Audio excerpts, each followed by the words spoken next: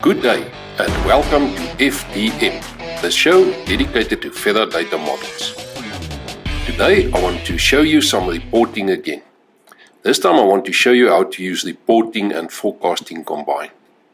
And though this show is dedicated or focused on reporting, you will also see a glimpse of how you can use FDM to forecast. Okay, for this I'm going to use an iOS 12 device, iPhone X running iOS 12.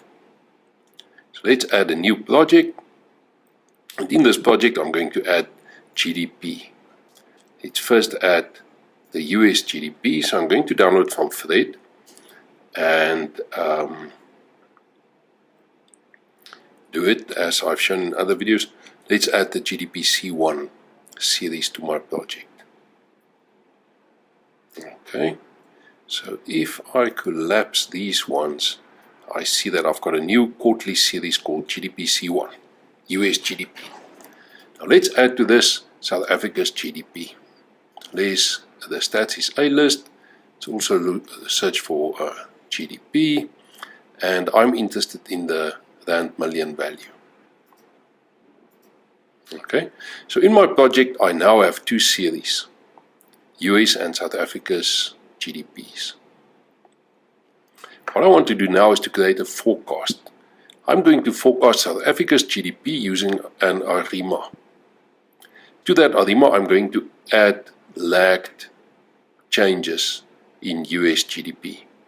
In an earlier video I calculated the correlation between these two, and that correlation reached a maximum at 1 quarterly lag.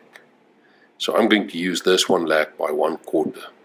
Okay, so let's create a new calculation to build the model with. This is going to be a quarterly calculation. Okay, now the X variable in this case is going to be the change in logs of US GDP. So let me open up the data that's available, and that is the Ferra or the US GDP. So I want that one. X now holds the change in log of US GDP. Now, likewise, I want to use the log of the level of South Africa's GDP. Okay.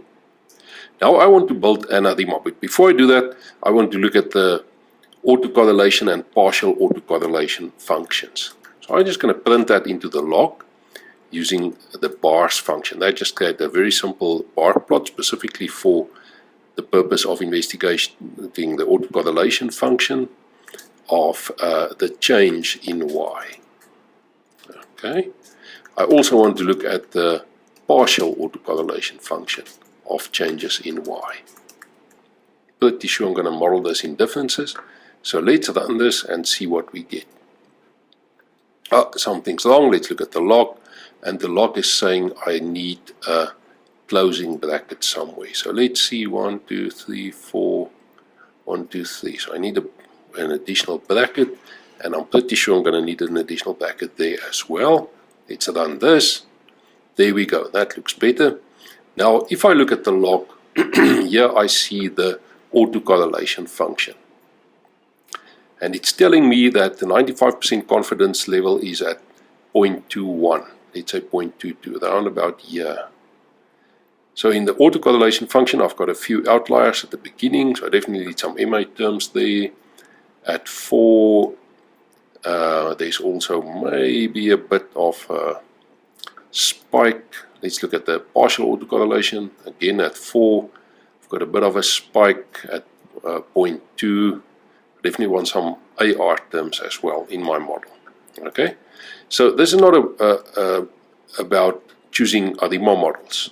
I'm just doing very, very preliminary work here, but I'm going to model this as an ARIMA model with some seasonal terms.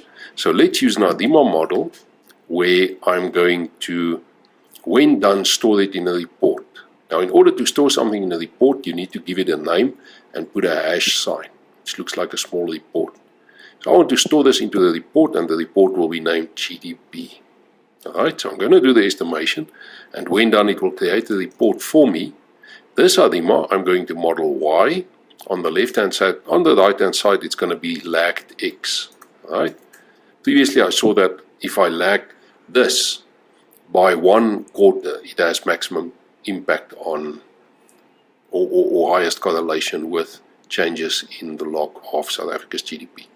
Okay, so that's, I also want a constant. So let's add a constant to that. Then my ARIMA specification. Now I need to enter a matrix. Yeah, so I'm going to add a matrix. And this matrix will have 1 row and 6 columns. 1 column for each of the ARIMA parameters, P, D, Q, and capital P, D, and Q. It could also be 3. For example, a typical 1-1-1 model might be specified like that. However, I want to add some seasonal terms, so let's make it 6. Those are the normal P, D, and Q. And then I also want a seasonal P, no seasonal differencing, and a seasonal Q. Okay, so that's the specification of the model. I can now enter some optimization control parameters, but in this case I want to back transform. Remember, my left hand side is in logs. I want to back transform to levels. The minus means back transform, and the transform to use will be EXP, the anti-log or the exponential function. Okay, so this will print out those forecasts, and it will also save it as a report called GDP. Now the problem with this is each time I run this, it's going to create a new report. So before I run it, just to be sure I don't get a clog of reports, I'm going to use the report delete function. So I'm going to say report delete GDP, just to delete each time I run this function, to delete the existing GDP report and replace it then later on with that one. Okay, so my specification is in. I can run this and then we can start reporting. So let me run it. There we go. It's going to take a while because it happens in arbitrary precision, but I should soon have a ARIMA model of South Africa's GDP.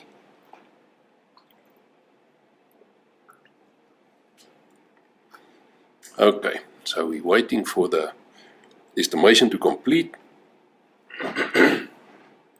There we go. If I go to the log, I see the correlation functions as before, and then down here I see the ARIMA output, a whole bunch of printouts, the coefficient values. I see how the optimization did, initially a Nelder-Met, and then conjugate gradient using Pollock-de Beer, and here's the back transformed series, and at the end I will have some forecasts. I believe the last 2 years should be forecast. GDP ends currently in Q3, and it was able to add 2 forecasts. Of course, US GDP is ahead a quarter, and I'm also lagging it. Should have 2 quarters here. Okay, so let's go back to the report. Here you can see the newly created report, the GDP report. Now let's open this report, and here you see the summary of this report, which is just the output of the estimation. So there is all the output of the estimation. For now I'm not interested in that. I'm interested in this really. So there you see the levels of GDP, and there you see the forecast. This shaded area, I showed you how to do that with the cycle indicators in the previous video, is now used to show to me that this is the period of forecasting. Okay, and here I have the table with levels of GDP, and below that you see the residual. The ARIMA model is the residual, and that is what is plotted on this axis. Remember, the model was estimated in the change in logs of GDP, so this is the residual in the change in logs, and here I see the levels. Okay, so let's start and change this report a little bit. I'm not really interested in the level of GDP. So if I go to content, I'm going to switch off the level of GDP. However, I am interested in the percentage change, and I'm specifically interested in the annualized quarter-on-quarter change. This will give me the annualized quarter-on-quarter change. That's what I want to see. Okay. Now, that's what I want to see for the first for the first accumulation. For the second accumulation, let's add a smooth version of that. Again, the percentage change annualized, but I want to smooth this, and let's say we're going to smooth it over 8 quarters or 2 years. Okay? So let me go back. Actually, I don't want to show that in the report. I only want to plot it. So let me switch it off here. Okay. Now, the residual currently is added to the report as a accumulation. And how that works, it's loaded as levels, but in the reporting, there is simply no transformation or no calculation performed on it. And the reason for this is so that it prints a bit smaller below the level figure. Now, I don't want to report the accumulation, but I want to plot it. I don't want to report the residuals, but I still want to plot them. So I'm going to switch it off so it doesn't appear in the report anymore. And there's an indicator that the model created on its own for me that indicates when I am forecasting, forecast indicator. Okay, so I think I'm more or less done in terms of the table. Let's just eyeball it. Yes, so there we go. I could change some of the headings. So let's also change some of the titles here. This is a forecast for South Africa's GDP. So let's use that as the title. Maybe the subtitle can be forecast, or let's say ARIMA forecast. There's the summary, the forecast output, or the ARIMA output, and then the header, I will remove that header for now. The plot I'll leave as is for now. Okay, let's go back and let's look at the plot. For the plot, I want to not show the levels, but I do want to show the percentage changes as well as the smooth percentage changes. And this I want to label as the GDP percentage change annualized. And I want to plot that on the west axis. Currently on the east axis we have the residual, so I want to plot this on the west axis. The smooth version I also want to plot on the west axis without any legend, because it will show up in red and it will go together with the other one. Okay, so let's look at the plot now. I like the title. I will ignore the output for now. There's the forecast. Yes, that looks good. There's a smooth version of it. There you can see the forecast period. On this axis you see the percentage changes. That axis you see the residuals.